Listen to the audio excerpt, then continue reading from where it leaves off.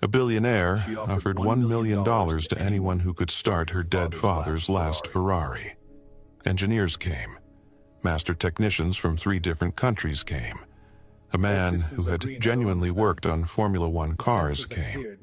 Every single one of them failed. And every single one of them packed up their expensive equipment and left. And the car just sat there, silent, in the middle of that glass garage, like a held breath that wouldn't let go.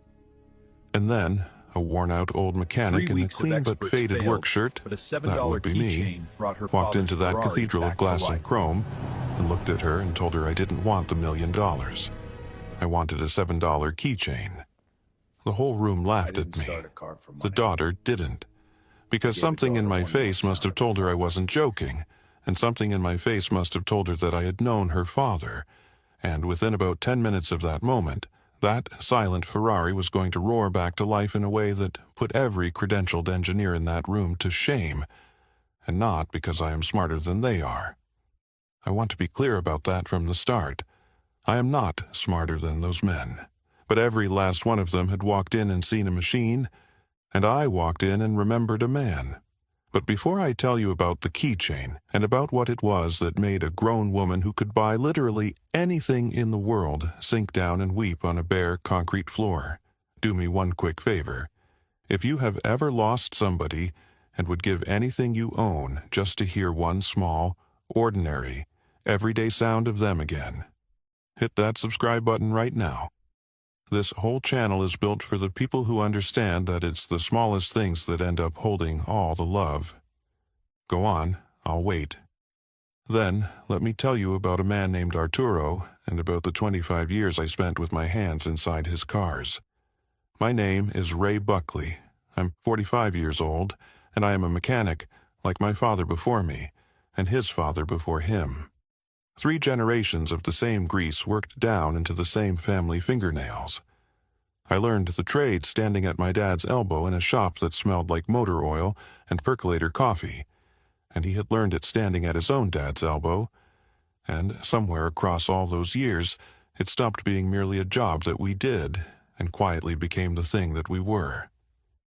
And I need to tell you something right here at the start, because without it, none of the rest of this lands the way it truly happened. I buried my own father just months ago. I'll come back around to that because it ended up mattering far more than I ever could have guessed. But I need you to hold it in the back of your mind, because every single thing I'm about to tell you, I understood the way that I did precisely because there was a fresh grave somewhere with my own father's name cut into the stone. For 25 years, I was Arturo Moretti's mechanic. Now, Arturo was a self-made man.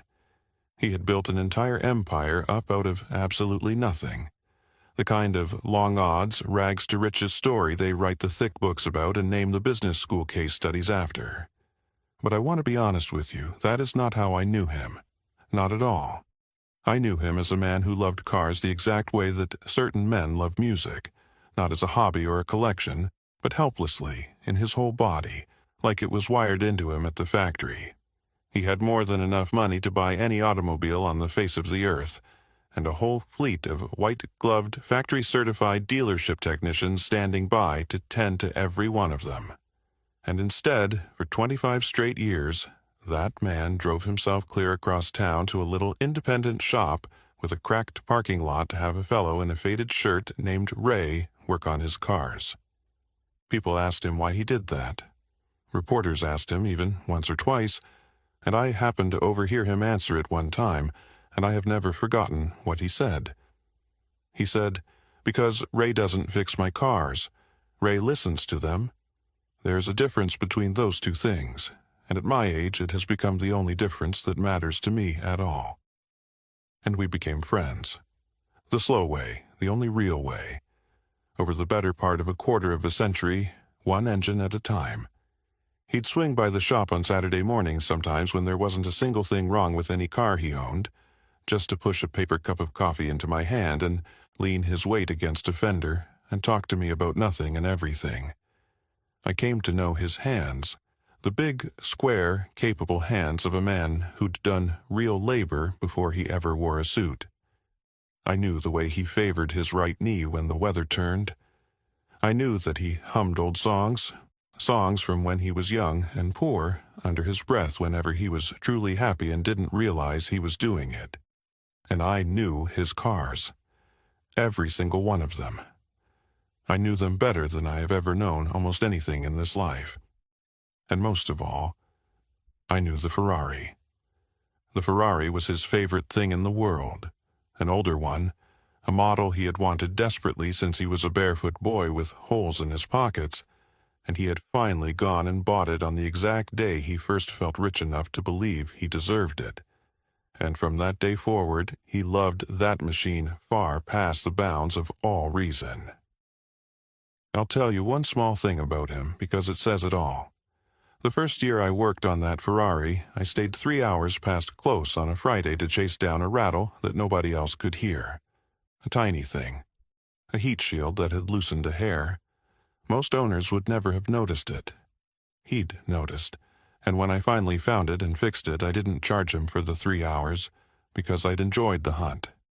He found out somehow, and the next Saturday he showed up with 2 coffees and sat on my workbench and told me, dead serious, that a man who'd undercharge him for work he loved was a man he could trust with anything for the rest of his life.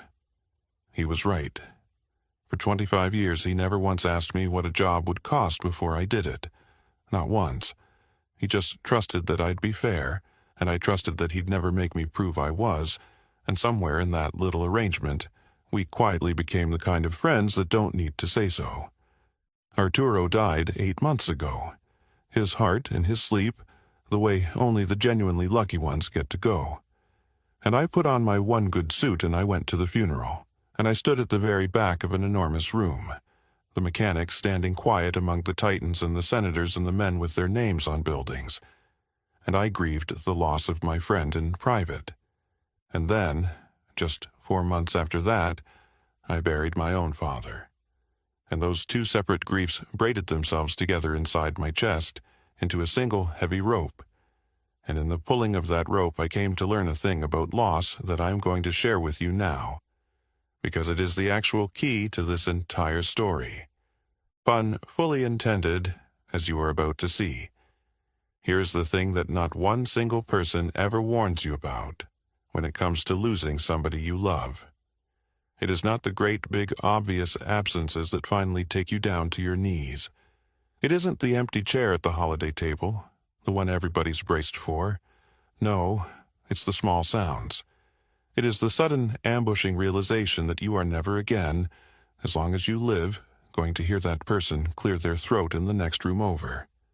Never hear them hum that one particular song while they do the dishes.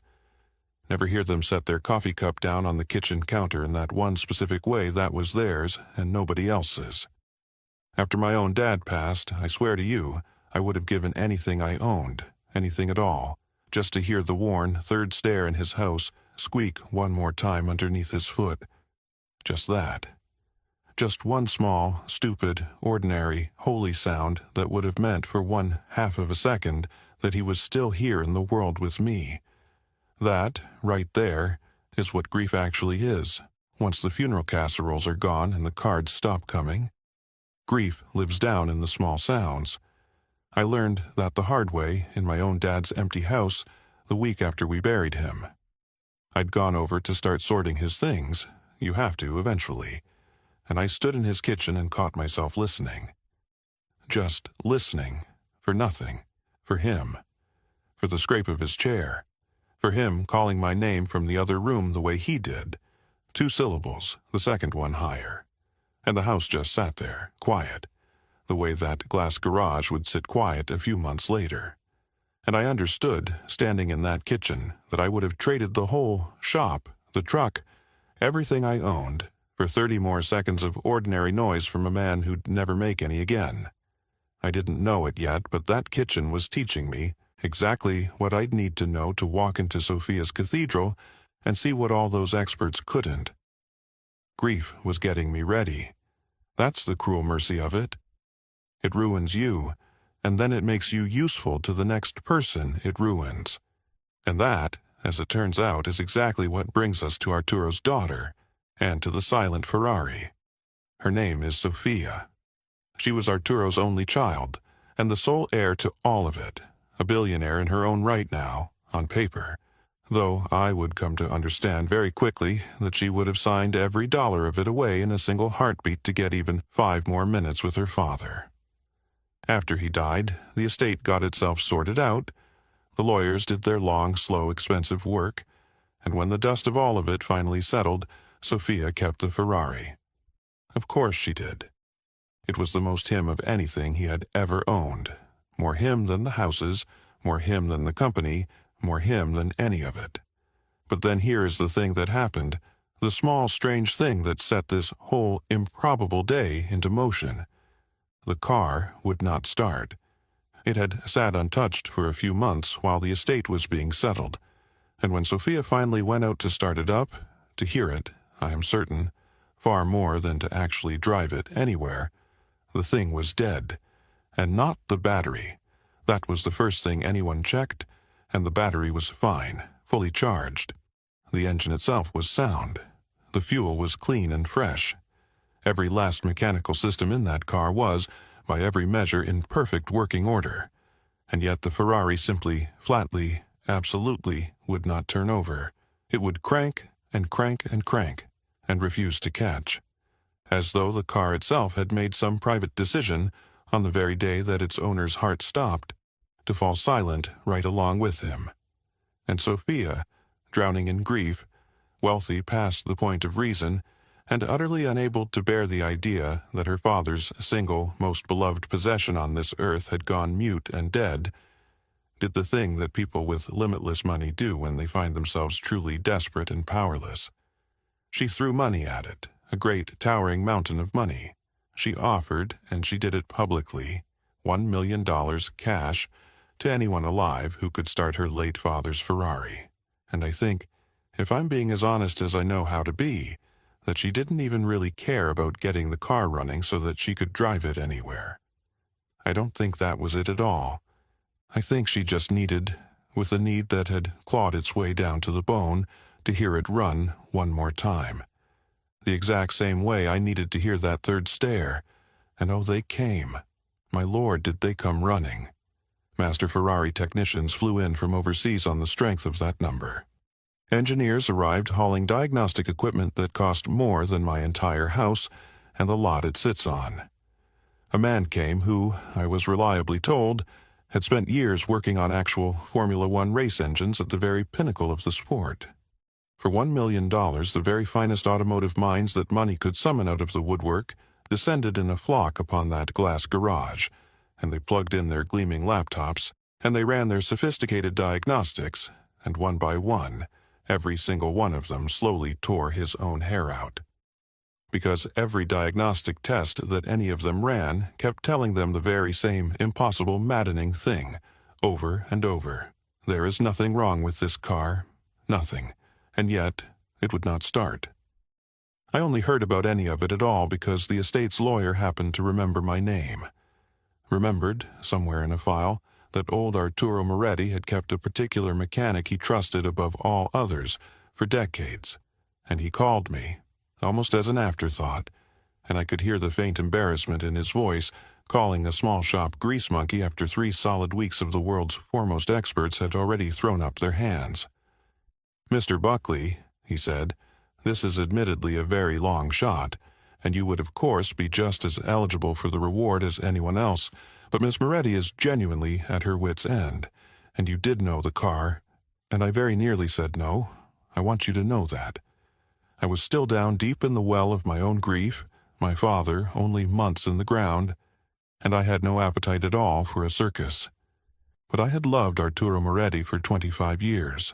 So, in the end, I drove across town one last time, the same drive I'd made 1,000 times before, to put my hands on his car one final time.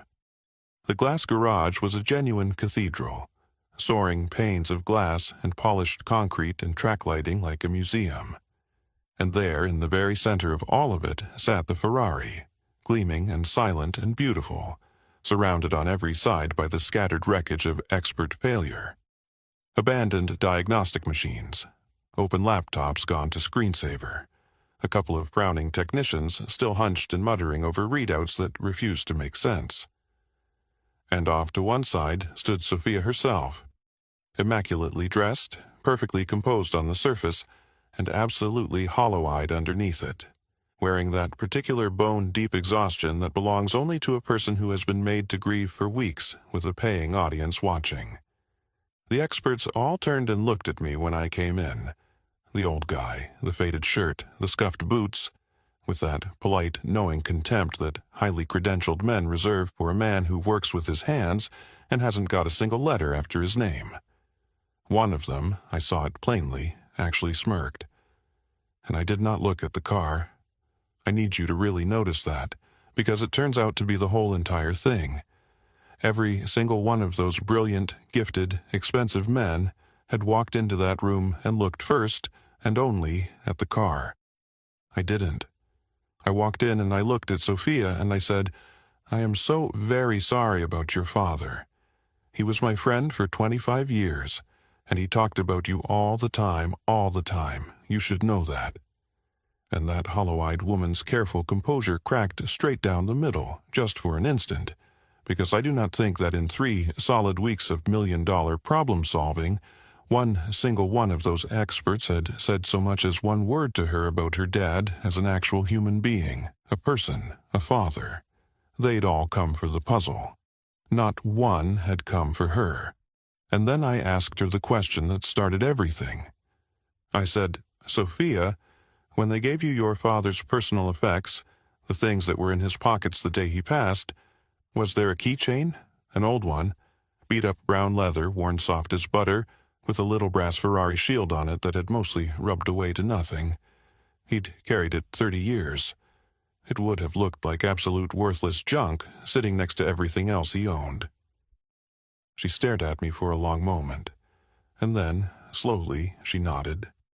She told me that, yes, the estate had catalogued it, that it was sitting in a box somewhere with his wallet and his wristwatch, and that not one single person had thought a thing of it. Just an old, worn-out keychain with a couple of keys on it, the kind of thing that looks like nothing, worth maybe $7 at a truck stop. "That," I said, "is what I want. Not the $1 million. I don't want your money. I want that keychain. Please, go and get it." And the experts laughed. They genuinely, openly laughed out loud.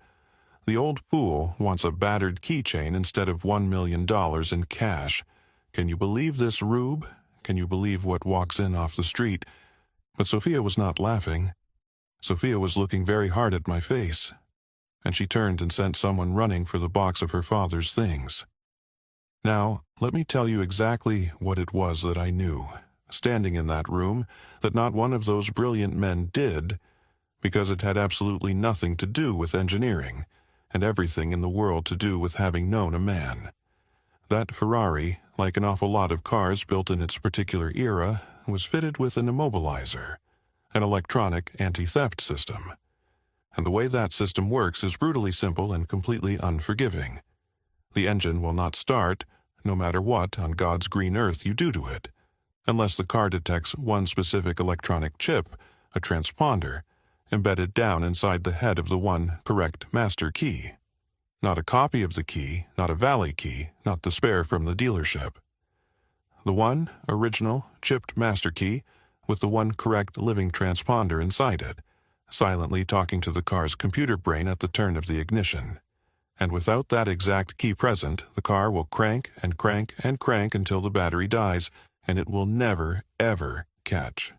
Which is, of course, precisely and exactly what it had been doing for 3 solid weeks, while $1 million worth of the world's finest experts chased imaginary phantom faults around and around through its perfectly healthy electronics. There was never one single thing wrong with that car. There was everything wrong with the key they kept trying to use, because here is what every one of those experts did. The same reasonable, sensible, logical thing. When they needed a key to attempt to start the car, they reached for the keys from the estate's official, documented set, the pristine spare, the one that had been kept all along in the velvet-lined presentation key box with all the certificates and the paperwork, The obvious correct key that any sensible, organized, professional person on Earth would naturally reach for first. But that key's transponder was dead, or it was only ever a valet key to begin with, or it had simply never been properly programmed to the car. I had my private guesses as to which, but the true working master key, the one carrying the one living transponder that the car was sitting there cranking and crying out and desperate to find, that key had never once in 30 years been inside any velvet presentation box. Not ever, because I knew Arturo Moretti, and Arturo Moretti, for 30 solid years, did not trust fancy velvet key boxes, and he did not trust valet keys, and he did not trust backup systems and documentation and the neat organized way that other people did things. He kept the one real key, the single key that actually woke his beloved Ferrari up and made it sing, on a battered, worn-out, $7 brown leather keychain that rode in his right front trouser pocket, every single day for 3 decades straight. The experts had taken one look at that keychain in the box of effects and dismissed it instantly as junk, because it looked exactly like junk. And I knew, the moment I walked in, that it was the only object in that entire glass cathedral that meant a single thing. They brought me the box, and I opened it up, and there it was, his keychain. The leather worn dark and soft and molded permanently to the curve of his own pocket, the little brass shield rubbed nearly smooth and featureless by 30 years of his thumb running across it, an idle habit I had watched him do 1,000 times while he leaned on my fenders and talked. I held it in my hand for a second or two longer than I strictly needed to, because I had seen that exact object in that man's living hand 1,000 times, and holding it now was its own kind of grief and its own kind of grace, all braided together. It was, for me, like hearing the third stare. Then I slid the one real master key off of the ring, and I walked over to the Ferrari, and I lowered myself down into Arturo's own driver's seat, and I put the key in, and I turned it. The car caught on the very first try. That glorious, deep, throaty, impossible V8 came roaring up out of 3 weeks of dead silence and absolutely filled that glass cathedral, wall to wall and floor to ceiling, with the living sound of a man who, it turned out, was not all the way gone after all, not entirely, not while his car could still be made to sing his song.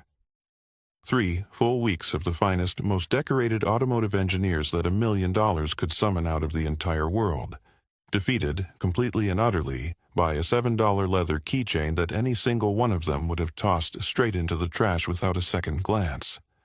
And Sophia made a sound that I am quite certain I will never forget for as long as I live. She clapped both of her hands up over her mouth, and her knees simply went out from under her, and she sank straight down onto that cold, bare concrete floor in her perfect, immaculate clothes. And she wept. And it was not the careful, contained public grieving she had been performing for an audience for weeks on end. It was the real thing, the deep thing, the thing from the very bottom. Because she was hearing her father again, the engine that he had loved with his whole heart, running exactly the way it had run when he was still alive and well and humming under his breath. I had given her back the third stare. I had handed a grieving daughter one more ordinary, holy sound of the man that she had lost. I shut it off again after a minute or so, gently, because you do not run a cold engine like that hard for long, and any mechanic worth his salt knows it, and Arturo would have clipped me round the ear for it. And the silence that came down after the engine stopped was a completely different silence than the dead one that had been in that room before. It was a silence with the sound still living inside of it. I have heard a lot of engines go quiet in my life. That's most of the job, really, the turning off as much as the turning on. But I had never once heard a silence like that one. It wasn't empty. It was full. It was the silence of a room that had just been reminded the man wasn't all the way gone and was holding on to the proof of it as long as it could before it faded. Every person in that glass cathedral felt it. Even the experts. One of them, the F1 man, took his cap off without seeming to know he'd done it. Nobody spoke for a long while. You don't in a silence like that. You just let it be what it is. And Sophia, still down there on the floor, looked up at me through everything, and she asked me why. Why on earth I hadn't wanted the $1 million. Anyone else alive would have taken it, she said. The experts most certainly would have taken it and argued for more. Why in God's name a $7 keychain instead? And so I lowered myself down and sat on that cold, concrete floor right next to a weeping billionaire, just two grieving people sitting together on a garage floor, which underneath everything is all either one of us actually was. And I told her the truth. I told her about my own father, 4 months in the ground. I told her about the worn third stair in his house, and how I would give every single thing I owned just to hear it creak one more time. And I told her that taking $1 million to start her father's car would have felt, to me, down in my gut, exactly like charging a grieving daughter money to hear her own dad's voice one last time. Like standing at a graveside with my hand out. Like robbing a grave. I did not do it for money, I told her. I did it because somebody that I had loved for 25 years was living in the sound of that engine, the very same way somebody she had loved her whole life was living in it. And you simply do not, put a price tag on the act of handing a person their father back for 30 seconds. I just wanted the keychain, I told her. Because I had loved the old man too, in my own way, and I wanted one worn, ordinary, overlooked $7 thing that his hands had closed around every single day for 30 years. That was payment enough for me. That was more than enough. That was a fortune. Now, I told you at the very start that this is not a fairy tale, and I meant it, but the honest truth of how it ended is somehow gentler and better than any fairy tale would have been. Sophia would not, in the end, let me walk out of that place with only a keychain. But, and this is the important part, she also did not insult me or the whole moment by trying to force that $1 million into my hands, because by then she had come to understand me well enough, in one single hour on a concrete floor, to know that the money would have cheapened and ruined the only real thing that had passed between us. So instead she did something that, I will tell you honestly, I am still not entirely over to this day. She asked me about my shop. About my father's shop, 3 generations of Buckleys, my grandfather's hands and my father's hands and now mine. And then she asked me about my daughter. My daughter. I haven't yet told you about Cora. Cora is 7 years old, and she came into my life late and entirely unexpected, and she is, without any competition whatsoever, the brightest light in the whole of it. She had actually been out in the truck that very day, working quietly through a puzzle book in the back seat, because it was a weekend, and a weekend is my time with her. And when Sophia learned that I had a little girl, and that the 3-generation Buckley family shop that my grandfather had started with his own 2 hands was struggling along the slow, hard way that every small, honest shop in this country struggles to survive now, she did the quiet, dignified, exactly right thing that I have come to believe only the genuinely transformed are even capable of doing.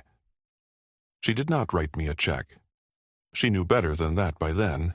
Instead, she became the shop's patron, in the old true sense of the word. She sends her own entire collection of cars to us now for their care and keeping. And she told every single wealthy, car-loving friend and acquaintance she has in this world about the only man my father ever trusted with the things he loved. And inside of a single year, that struggling little shop with the cracked parking lot had a 2-month waiting list out the door, and my Cora, my girl, has a college fund with her name on it. Sophia handed my whole family a future, and, crucially, she did it in a way that I was actually able to accept and keep my spine, as one grieving person to another, with our dignity left fully intact on both sides of it. And here is the part of all of it that matters to me the very most, when I lie awake and turn the whole strange day over. My Cora gets to keep her father's family shop, the one her great-grandfather started, the one I will hand down to her someday if she ever wants it, and I think she might. The legacy did not die. The chain did not break. Exactly the same way that Arturo's legacy doesn't die. Every single time Sophia goes out and starts that Ferrari now, which she does, she told me, once every week just to hear it run, just to hear him, she hardly ever actually drives it anywhere at all, she said. She just starts it up and she closes her eyes and she sits there and she listens. I make a decent living. I'll never be a rich man. And I once held a worn $7 keychain in the palm of my hand instead of $1 million in cash, and I have not regretted it for one single second of one single day since. There is a version of that afternoon where I take the money, where I am simply a clever man who solved a hard problem and collected a fair and enormous reward and drove home that evening a brand new millionaire. And there is no version of that afternoon where I do that, and also still get to be the man who sat down on a cold concrete floor and handed a grieving daughter her own father's voice back as a free gift, the way that grief is supposed to be honored, with reverence, and never, ever invoiced. The money would have bought a very great many things. It could not, have bought the look that came over Sophia's face when that great engine finally caught. Some things on this earth simply cannot be paid for, because the very act of being paid for them empties them out and leaves nothing behind but a receipt. I keep Arturo's keychain on my own keys now, right there next to my truck key, worn brown leather, a little brass shield rubbed smooth and faceless. And every single time my thumb finds it without my meaning it to, I think of a man who drove all the way across town for 25 years because I listened to his cars instead of merely fixing them. And I think of my own dad, gone now, and the worn third stair I'll never hear again. And I think that maybe, just maybe, the entire point of a whole life spent with your two hands on things is finally learning that the cheapest, most worn out, most completely overlooked object in the whole room is, very often, the only single one in it that was ever holding any love at all. That night, I tucked my Cora into her bed, and she asked me sleepily if I had fixed the fancy car, because she'd seen that big glass building through the truck window and been impressed by it. And I told her that I had, yes. And she asked me if it had been hard to fix, and I said, no, baby, it was just about the easiest thing in the whole world. I just remembered somebody. She didn't understand what I meant by that, and that is perfectly all right. She will understand it someday. Someday, a long, long time from now, if there is any mercy in this world, my girl is going to lose somebody that she loves too, and she is going to find herself standing somewhere quiet and desperate, aching with her whole body just to hear one small, ordinary, vanished sound one more time. And on that day, she is going to understand every single thing her old man ever meant by it. I pray it is a long, long time from now. But she'll have the shop, and she'll have the keychain someday, and she'll understand. So let me ask you just one thing before you go. A whole room full of certified geniuses walked in and saw a machine, and one worn-out old mechanic walked in and saw a man, and that right there was the entire difference in the world between $1 million failure and a $7 miracle. So here is what I honestly want to know from you tonight. What is the small, ordinary sound, the creak of a stair, a hummed song, a coffee cup set down on a counter, that you would give just about anything to hear one more time from someone that you have lost? Tell me about it down in the comments. Say their name out loud if you want to. I read every single one of them, and I would be truly, deeply honored to know. And if this story got to you tonight, if you believe, the way that I have come to believe it right down to the very ground, that love hides itself away inside the smallest and most overlooked things, and that the truest gifts in this whole life can never once be bought or sold for any price, then do me that one small favor. Hit that subscribe button if you haven't yet. Drop a like so that the next person can find their way here too. Leave your own story down in the comments, and I will see you in the very next one. Trust me, it's a good one.